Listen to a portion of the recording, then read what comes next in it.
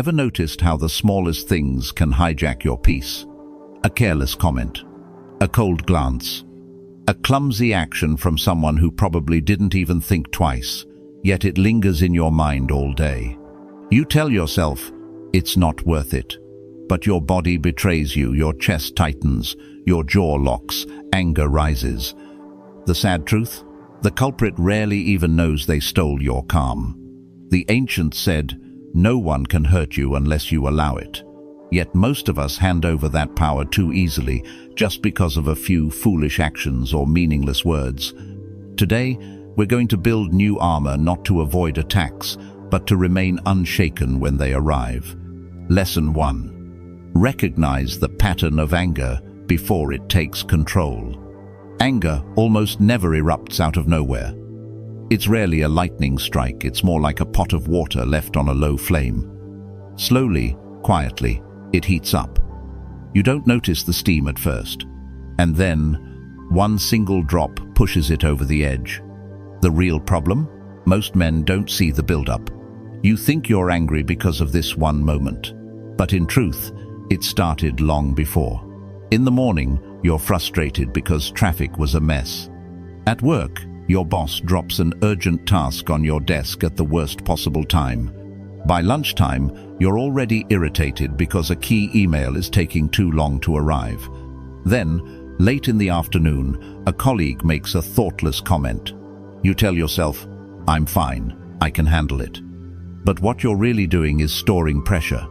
And the longer you store it, the smaller the spark needed to ignite an explosion. Eventually, something trivial, a misplaced file, a driver cutting you off, a joke taken the wrong way becomes the final drop that spills everything over. The Stoic solution? Awareness before eruption. The ancient Stoics understood that emotions aren't random, they're rehearsed. Every time you let a small irritation slide without addressing it, you practice a pattern. Frustration to silence, to more frustration, to outburst, to regret. And that cycle will keep repeating until you name it, track it, and break it. Here's a simple yet powerful exercise. Keep a trigger journal. Every night, before you go to bed, spend just 5 minutes writing down 3 situations from your day that caused you irritation or tension. No long essays, just bullet points. Do this for 1 week. At the end of the week, read through your entries. You'll begin to notice patterns, specific situations, people, times of day, or tones of voice that consistently get under your skin. Once you recognize these recurring triggers, you can prepare for them. You can walk into those situations armed with awareness instead of being blindsided. Think of it like a military commander scouting the battlefield before a fight.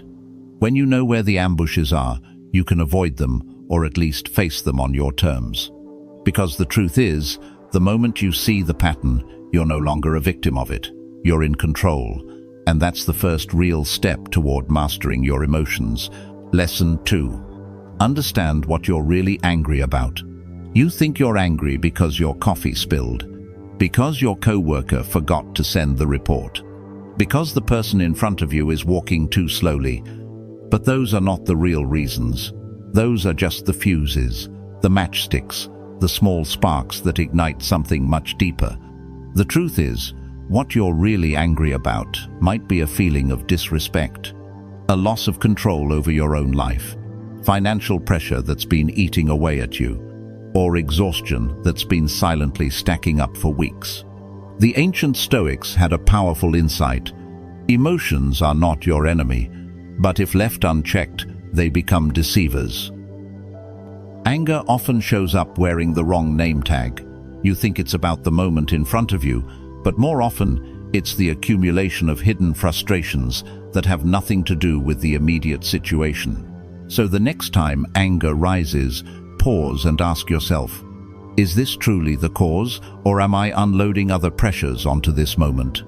Consider this example. A father comes home after a long, grueling day. The traffic was terrible. His boss piled on more work. His mind is buzzing with deadlines and bills. He walks in, and his child accidentally spills a glass of milk. He explodes. But here's the reality: he isn't really angry about the milk. He's angry about the stress at work, the feeling that he's carrying the weight of the world alone, the sense that no one sees how much he's doing just to keep everything afloat. That's the trap. When we don't identify the real cause, we misdirect our anger at the easiest target, the one standing right in front of us. The Stoic path demands a different response. It asks you to investigate your own mind like a detective, to strip away the layers until you reach the core. Because once you uncover the true source, something remarkable happens. Your reaction changes. You stop being jerked around by every small inconvenience. You no longer hand over control to random events or careless people. And here's the real victory. When you name the root cause, you turn anger from a weapon that harms you into a message that helps you. It's no longer a blind force, it becomes a guide, pointing you to where your life needs attention. Lesson 3. Stop taking things personally. Here's a hard truth. 80% of the things that upset you were never even about you. That email your boss sent without a greeting, he's drowning in deadlines. The silent treatment from your spouse, she's processing her own storm. The driver who cut you off, he didn't even see you.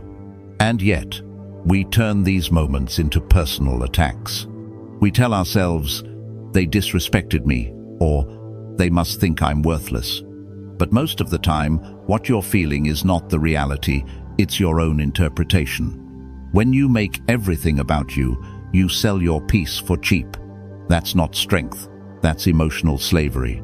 It's like walking around with open wounds and then blaming the world for brushing past you. The Stoics had a word for the opposite of this weakness, apatheia. Not numbness, not indifference, but unshakable calm in the face of things you can't control. They understood that most of life's slights are nothing more than the echoes of other people's struggles, fears, and frustrations. So here's the shift. Stop interpreting everything through the lens of offense. When someone speaks to you with a sharp tone, ask yourself, does this really have anything to do with me? Or is this about where they are in life right now? More often than not, it's the latter. And when you see it clearly, the sting disappears. Think of a boulder in the middle of a rushing river. The water crashes against it all day, but the rock remains unmoved. That's the man who no longer takes things personally. He doesn't crumble when someone forgets to say hello. He doesn't rage when someone raises their voice. His identity isn't up for negotiation every time someone else is having a bad day. This doesn't mean you tolerate abuse. It means you choose your battles. You save your energy for the things that actually matter. Because the moment you stop taking everything as a personal insult, you stop giving strangers and circumstances free access to your peace. From that point on, your emotions answer to you, not to every careless word, every cold glance, or every petty action that comes your way. Lesson 4. Ask, will this matter in 5 days? Your mind is a master at exaggerating small problems when you're stressed. A delayed email suddenly feels like disrespect. A driver cutting in front of you becomes a declaration of war. A careless comment at dinner feels like a betrayal. But here's the truth, most of it won't matter in 5 days, let alone 5 years. When you're under pressure, your nervous system scans for threats, even when none exist. That's why a minor inconvenience can feel like a personal attack. The wrong look, the wrong tone, the wrong timing, and your mood shifts instantly. The Stoics understood that perspective is the antidote to impulsive emotion. That's why they trained themselves to zoom out to see the present moment in the context of their entire life. So here's your weapon. Before you react, ask yourself, will this matter in 5 days? Not 5 months, not 5 years, just 5 days. If the answer is no, it's not worth your energy. It's not worth the spike in blood pressure. It's not worth dragging into your next meeting or letting it poison your evening at home. The reality is, most of what we obsess over is mental clutter, a sarcastic remark from a coworker, a waiter who got your order wrong, a social media comment from a stranger. These things eat away at your mood only because you feed them with attention. But imagine this, you pause, you ask the question, and you realize this won't even cross your mind next week. The grip loosens instantly. You've just reclaimed hours of peace you would have otherwise thrown away. And when something will matter in 5 days, when it's a genuine problem, you face it with clarity instead of rage. You handle it like a leader, not a puppet pulled by emotion. This isn't about pretending problems don't exist. It's about choosing which ones deserve your fire. Because the man who burns over everything eventually burns out. But the man who knows when to let go walks through chaos untouched. So make this a habit. Next time you feel the heat rise, stop, breathe. Ask the question. If the answer is no, drop it. If the answer is yes, address it with calm precision. That single habit can turn you from a man who reacts to everything into a man who is unmoved by anything. Lesson 5. Pause before you react. Anger is rarely a choice, it's a reflex. One moment you're calm, the next you're snapping at your coworker, slamming the car door, or going silent on your partner because of something they said.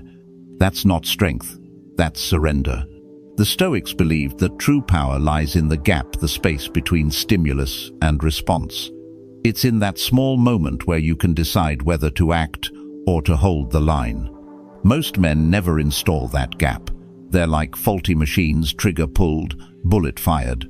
There's no filter, no delay, no conscious thought. And in that state, emotions run the show. You can't afford that. Not if you want to be respected, not if you want to lead, and certainly not if you want peace. The pause is your weapon. When someone disrespects you, when plans fall apart, when traffic grinds to a halt, your body will scream for action. Your pulse will rise, your jaw will tighten, your breath will shorten. That's your cue, not to attack, but to wait. Count to 3. Breathe deeply through your nose. Clench your fist if you have to, but keep your mouth shut. This isn't weakness, it's control. And control makes you dangerous in the best way possible. Because here's the truth, it's easy to yell, it's easy to slam doors, send angry texts, or post online rants. What's hard, what's rare, is to stay composed when every part of you wants to explode. Every time you hold back, you sharpen your discipline. You build an edge most men never develop. You start training your emotions to answer to you, instead of the other way around.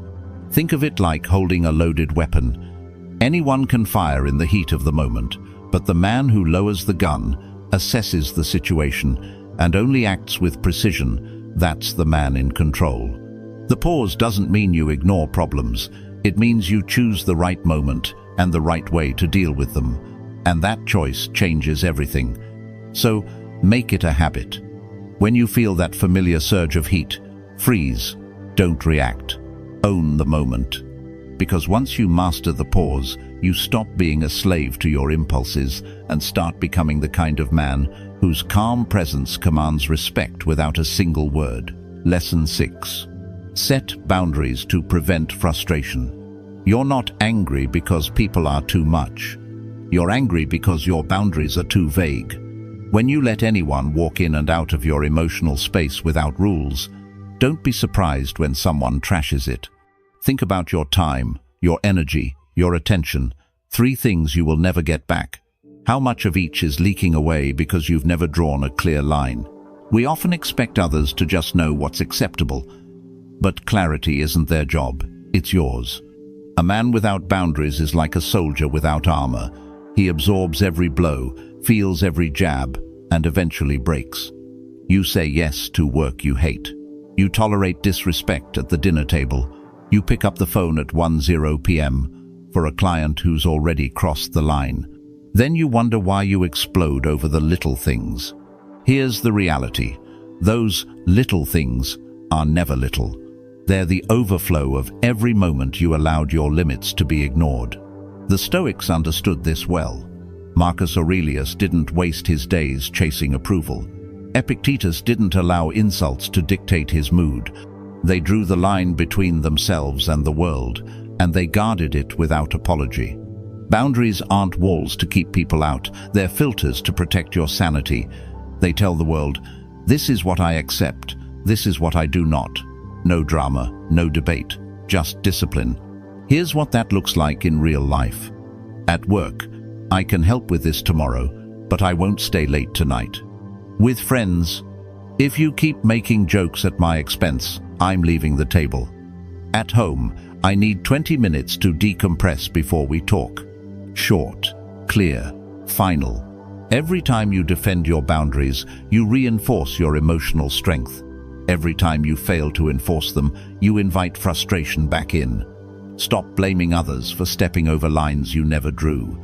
Don't wait for stupid behavior to magically stop. Stop tolerating it. Your peace is not someone else's responsibility. It's yours. And the man who guards his time, his energy, and his emotional space with discipline is the man who rarely needs to raise his voice. Lesson 7. Use humor as a pressure release valve. When you can laugh at stupidity, you've already won. Not because the situation magically improves, but because you have. Anger shrinks in the presence of humor. It's not about avoiding problems. It's about refusing to let them dominate your inner state.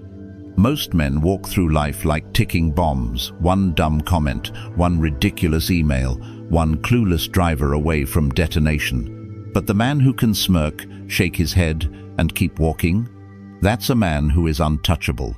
This isn't about mocking people or using sarcasm as a weapon. That's just hostility in disguise.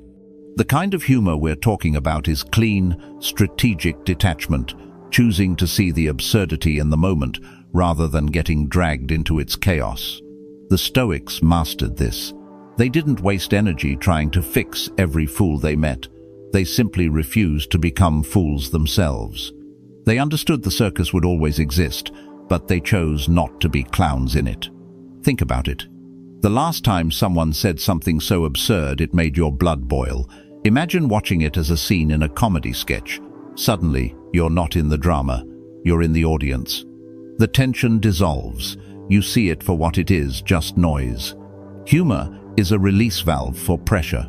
Firefighters, soldiers, surgeons, men who operate in extreme conditions use humor not to downplay the danger, but to keep their minds clear when everything around them is heavy. It's a survival tool. You can use it the same way. Not every battle deserves your rage. Some deserve nothing more than a quiet grin and a mental note. Wow, that's their circus, not mine. And here's the beauty: when you respond with humor instead of hostility, you rob the other person of their control over you. They can't pull your strings if you're laughing. They can't bait you if you're already 3 steps ahead, seeing the bigger picture. So the next time you get one of those "you've got to be kidding me" moments, don't explode, don't lecture, just smile, maybe even chuckle, then move on. Because the man who can find humor in the madness isn't just calm, he's dangerous. Not because he fights harder, but because he chooses his battles so well, most of them never even start. Lesson 8. Respond like the person you want to become. Every reaction you give is either building the man you want to be or breaking him down. That moment when someone says something stupid, when they act out of ego or ignorance, you have a choice. Do you feed the fire or forge your control? Most men give away their power far too easily. Not to leaders, not to kings, but to clowns. One rude driver, one loudmouth co-worker, one relative who knows exactly which button to push. They yank your emotions like a puppet string, and you let them. We've been sold a false image of masculinity. Real men respond instantly, hit back harder, never back down. But here's the truth. The strongest man in the room is the one who doesn't react at all.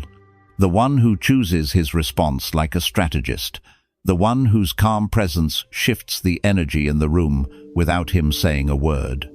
This is the Stoic shift. Stop letting the outside world dictate your internal state. Emotional discipline isn't something you have once and keep forever. It's a muscle. You train it. You test it. You earn it every single day. Every time you take the bait, when you snap, when you explain yourself to someone who doesn't deserve the explanation, you're rehearsing weakness. You're practicing surrender. Flip that. Imagine every time you're provoked, You pause. You watch the moment unfold like you're outside of it. You don't shrink away, but you also don't engage on their level. That's not indifference, that's dominance. It's like stepping out of a storm while everyone else is getting soaked. They're reacting, you're responding. They're shouting, you're thinking. And that difference is what separates a man who survives from a man who leads. This isn't about bottling up your feelings. It's about channeling them with intention. Anger, when directed wisely, can build empires, but uncontrolled, it burns them down. So the next time something small pokes at your nerves, don't flinch, don't defend, don't match their energy.